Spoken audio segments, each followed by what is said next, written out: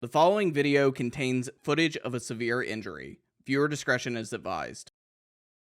Oh my gosh! Big Sim is getting some sense of her own. You good? Great victory there. I can't get out. Was this foam pit activation with the Lenovo, the gladiator-style thing, was this of intrigue in the first place? Like, were people actually paying attention to it before all the injury? I mean, yeah, I think so. I get the impression that people on the show floor generally knew where it was just because it was like this big, ostentatious display. And yeah, I think that a lot of people were like approaching it and being like, yeah, we'll give it a try because again, it was content, right?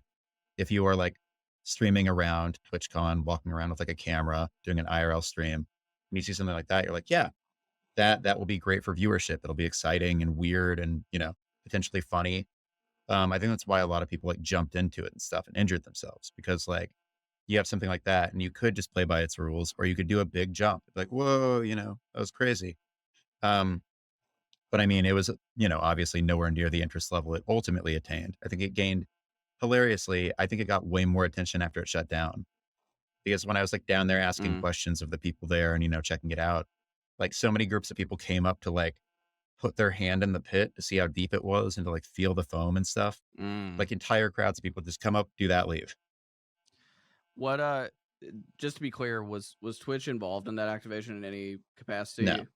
No. Nope. Okay, so no, that was not theirs. Was it a third-party vendor running it for Lenovo? What did you gain from your reporting on the arrangement of that foam pit? Yeah, so the actual company that handled the activation directly, like built the pit, came up with the idea. It's called Kairos Media. Yeah, they are, I guess, based in the UK. Yep.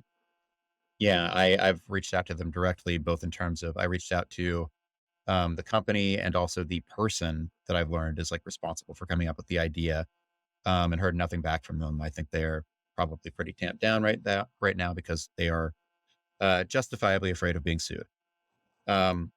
But yeah, so that's kind of like the general idea. Then beyond that, it was, it was a Lenovo Intel thing. That's what was on all the signage. And it was like they were live streaming it basically. So it was like a big pit where, if you went there, you consented to appear on a live stream, without any sort of pay or remittance.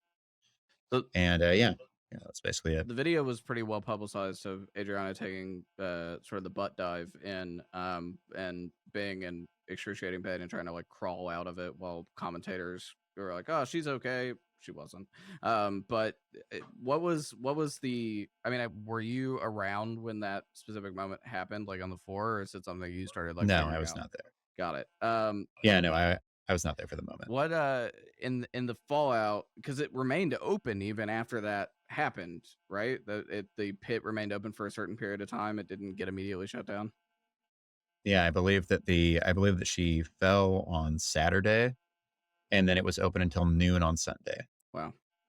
And from your sort of visual appeal, the things we couldn't see on the screen, were there any impact pads or anything under the foam pit, or was it just however much foam? It was pretty hard ground. I mean, there was like, because it was like the construction of the sides of it, it was like a pit, it was like a kiddie pool. So it was sort of like, but like the underneath part of it was very like just solid. And again, this thing was so short. Like I cannot stress how short it was. It like, I stood next to it to get a ballpark estimate of the size of it, and it came up to maybe a little bit above my knee. So like at max a couple feet tall. And like, the foam coverage was inconsistent, right? So like more toward the middle, they had the foam cubes kind of stacked up in a way that created a sort of like arching from, like it arched up from the sides essentially. But I mean, like, especially toward the edges, just like, there is no way a human being should be jumping into that. Like, even if you were relatively small, it would still not. What? Were there warning signs not to jump into it? That I don't know, but you still have the issue of, if you're on the platforms in the middle, which is where you're doing like the combat, because you stand on these platforms, so they probably raise you off. They raise you a little bit above like the height of the edge of the pit. So that would probably put you like 3, maybe 4 feet off ground, right? And so like if you fall off that, which every time somebody plays the game, the loser is going to, that's the point, then you fall into it. So I mean, like, I don't know if they're actually, I can probably just pull that up. So I can look at the waiver. I know they had a few things that were against the rules. That was one of the other reasons they closed it down, at least as they told me. They're like, we closed it not only because somebody got hurt, because people kept breaking the rules, up to including like hitting each other in the face and things like that. And so I know the waiver stipulated that you can't hit people in the face. Here, let's see. I have the waiver handy-ish. Just need to pull it up. Here we go. It's kind of long. But yeah, anyway, whether or not people were allowed to jump, it was still highly dangerous to even fall into it. Yeah, I saw Ludwig made a video about TwitchCon in general, and he was like, even I like he belly flopped into the pit. So yeah, but made it out okay. He said, but certainly like seems like it was a danger to itself. Even if you, yeah, even a belly flop could probably result in something with a big enough human being. So Oh yeah, no, I mean, and there were people. There's one person I talked to who just like fell in the normal way, and apparently had trouble walking for the rest of the night. So Oh, Good job. hello. Breathe in through your nose, out through your mouth. Really concentrate on your breathing. Sorry, I'm just covering your toes here. More pain, less pain, the same when you're standing. A little bit less, Good. but burning more. Okay. It was good to see you up. Can you do a little march, move your feet around? Maybe we can go to the sink and Yeah. maybe just like freshen up a little bit. Let's go. Good. I'm gonna sneak over here. Good job, Did babe. you already brush your teeth this morning? No. Alright. I know what her toothbrush and everything is. I'll grab it. Oh, Oh, you got it I right got there? some Oh, extras. all right, great. Oh, she's got. Thank you so much. was it? There was an ankle injury, broken ankle. That was not the same booth, right? I think some people said it was originally. there were weirdly two different booths with like a foam pit element. Okay. There was another one that was smaller, but I think maybe had a little bit more depth to it. But yeah, they did not really get much heat on them because this was definitely the bigger one and the one where more people got hurt. That was the clipped one, the one that went like social media viral. Everybody sharing it across Twitter and other forms of social as well. Right, of course. Have you spoken to any attorneys since that injury happened in terms of like even the waiver that you have, showing it to them and sort of trying to get their understanding of liability here? I have not done that yet. That's a good idea. I've sort of been on like other TwitchCon related assignments too. I've been juggling a lot.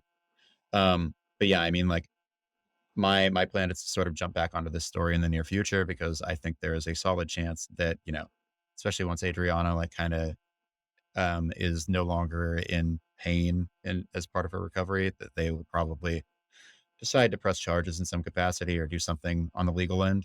Yeah. I mean, either that'll happen or, Lenovo and whatever other companies will say like, hey, we'll give you some money if you decide to be quiet now.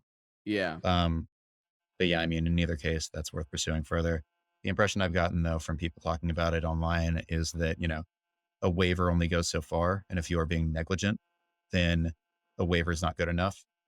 And I think especially given like what people have said are the standard sizes for pits like this, things like that, there's probably a case to be made that this was active negligence. So again, I think that these companies are likely, and again, I'm not a lawyer, but are probably likely open to some sort of legality. Yeah, bare minimum. I mean, I've seen foam pits of that kind at other events, and they have sort of like the gymnastics, like impact pads at the bottom, right? Like if you go to like any like jump center or something, those are everywhere. Like they're always at the bottom of that because you hit one of those and you're okay. Like that, it has Right. enough padding to like kind of, and it's thick enough and hard enough that you're not gonna like just hit bare concrete or whatever the flooring is in this case. So Yeah. And I mean, also like those things are usually very deep, right? Right. Like, I mean, this is maybe apples and oranges to some extent, but like when I was a kid, I did gymnastics and they had a giant pit like that. And like you could get lost in it because it was deep enough that like it was like jumping into a pool. Yep. Which is a much more sensible size for a human being to be jumping into, right? It's enough to cushion the blow before your like legs or other parts of you hit the ground. Right. Thanks for watching Visionaries on YouTube. For more content, please subscribe to the Overcome channel.